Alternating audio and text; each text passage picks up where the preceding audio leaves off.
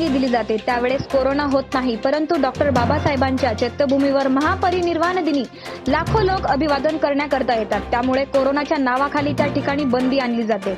आपल्या तालुक्यात, जिल्ह्यात डॉक्टर बाबासाहेब आंबेडकरांना अभिवादन करा असे सांगितले जाते। त्यामुळे बौद्ध बांधवांनी अभिवादन करण्याकरिता आपण चैत्यभूमीवर आलं पाहिजे असे मत बुद्धिस्ट सोसायटी ऑफ इंडियाचे राष्ट्रीय अध्यक्ष राजरत्न आंबेडकर यांनी एशियन न्यूज चॅनलच्या मुलाखतीत आपले मत स्पष्ट केले। ते साकोली येथील डॉक्टर बाबासाहेब आंबेडकर तालुका स्मारक समिती येथे बौद्ध धम्म परिषदेला आले होते।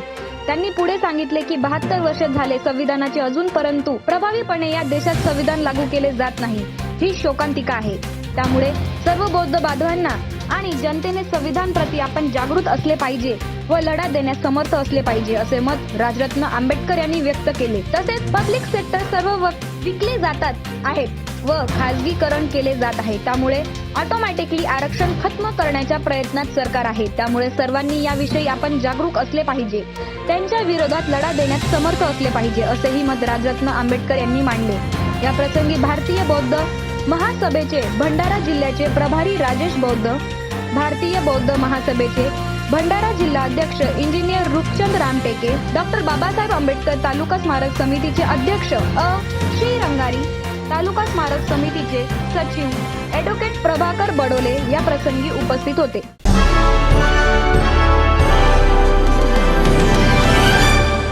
यहाँ भंडारा जिले के साकोली में डॉक्टर बाबा साहेब अम्बेडकर तालुका स्मारक समिति पर बौद्ध धम्म परिषद है और इस बौद्ध धम्म परिषद में प्रमुख वक्ता करके भारतीय बुद्धिस्ट महासभा के राष्ट्रीय अध्यक्ष राजरत्न आंबेडकर सर हम सीधे चलते हैं और जानते हैं। सर एशियन न्यूज़ में आपका स्वागत है कि जो 72 साल से जो संविधान लागू हुआ है लेकिन उसका अमल बराबर नहीं हो रहा है, आप क्या बताओगे? सबसे पहले तो एशियन न्यूज़ चैनल के सभी दर्शकों को जय भीम, नमो बुद्धाय।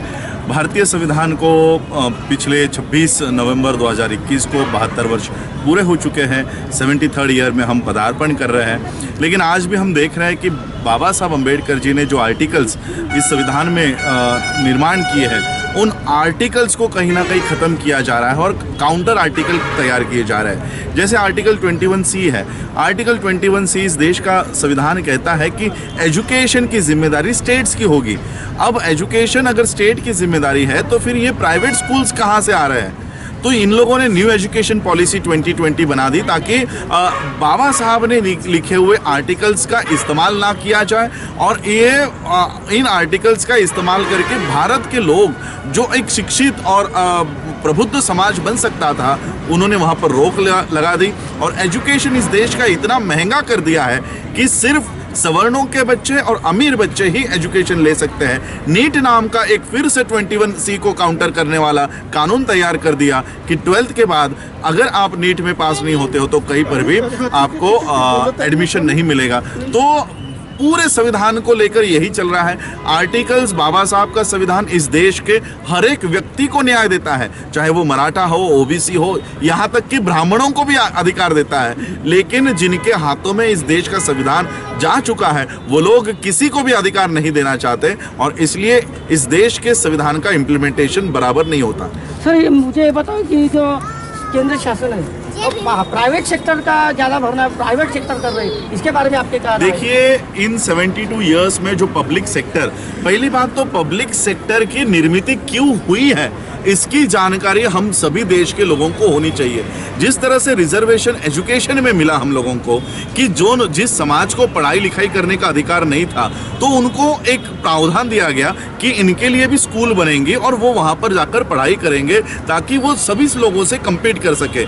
उसी धरती पर पब्लिक सेक्टर की निर्मित हुई क्योंकि अनुसूचित जाति के लोग या जो पहले के अस्पृश्य कहा जाते थे उनको नौकरियां नहीं दी जाती थी। जनरल और जो सामान्य वर्ग के लोग हैं या ब्राह्मणी व्यवस्था है उनको नौकरियां नहीं देती थी। इसलिए पब्लिक सेक्टर का निर्माण हुआ ताकि एक बहुत बड़े तख्ते को इस देश में सामान्य लोगों के बराबर में उनको लाया जाए ताकि वो वहाँ से नौकरी कर सके। पब्लिक सेक्टर का निर्माण प्रॉफिट मेकिंग का नहीं है, वो लोगों के अपलिफ्टमेंट के लिए है। लेकिन अब गवर्नमेंट कहती है कि हम लोगों को इसमें से प्रॉफिट नहीं हो रहा।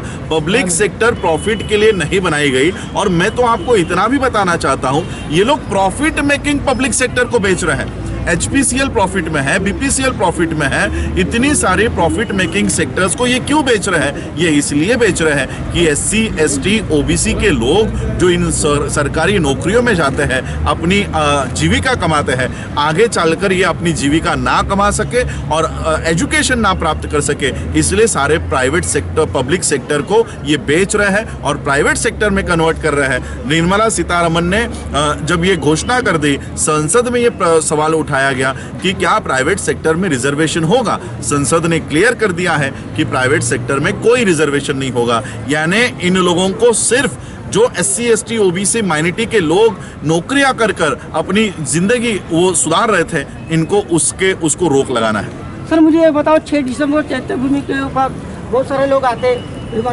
लेकिन आज सरकार ने माना है कि आपका क्या राय है? देखिए, बाबा साहब अम्बेडकर जी को जो 6 दिसंबर बाबा सब लोग जो अभिवादन करने के लिए आते हैं, 6 दिसंबर हो या दीक्षा भूमि का दिन हो, यहाँ पर लोग बाबा साहब को जो अभिवादन करने के लिए जाते हैं, ये केवल फूल माला लेकर या भक्ति भाव से नहीं जाते हैं। बाबा साहब के अनुयायी हैं।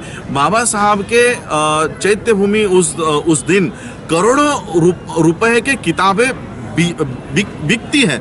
इतना सारा साहित्य चैत्य भूमि से बिकता है। बाबा साहब के विचार, बाबा साहब के साहित्य लोगों तक जाते हैं। आज इन लोगों ने पिछले 2 सालों से बंदी इस देश में ला रखी है। हालांकि इस साल मैं आप लोगों को बताना चाहता हूँ, चैत्य भूमि बंद नहीं है, वो खुली है, लेकिन इन्होंने किताबें बेचने के लिए बंदी रखी है। किताबों के स्टॉल नहीं होंगे। ये किताबों से इतना डरते क्यों है?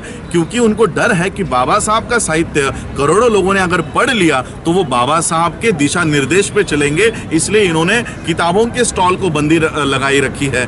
और ये अगर हमारे लोग मंदिरों में जाते हैं तो वहाँ पर वो फूल माला बेचने का वहाँ पर रखा रहता है। यानी हम लोगों को भक्ति मार्ग पे लेके जाना चाहते हैं, लेकिन बाबा साहब के मार्ग पर ये नहीं लेके जाना चाहते। इसलिए ये ब्राह्मणी व्यवस्था हमें बाबा साहब के इन विचारों से दूर लेकर जाने का कोशिश कर रही है। तो ये थे Rajratna Ambedkar Buddhist society of India के राष्ट्रीय अध्यक्ष, जिन्होंने कहा कि जो भी चैत्य भूमि पर जो रोक लगाई गई है वो रोक लगाना गलत है। जहाँ पुस्तकों का भंडार रहता है और जिस पुस्तक से के ध्यान से पब्लिक उजागर होती है और ज्ञान बढ़ता है, ये रोक लगाने के लिए जो चैत्य भूमि 6 दिसंबर का जो चैत्य भूमि है तो रोक लगाया गया। ऐसे प्रतिपादन राष्ट्रीय बुद्धिस्ट सोसाइटी के राजरत्न आम्बेडकर। मैं DG Rangari, Asian news TV, जिला प्रतिनिधि भंडारा।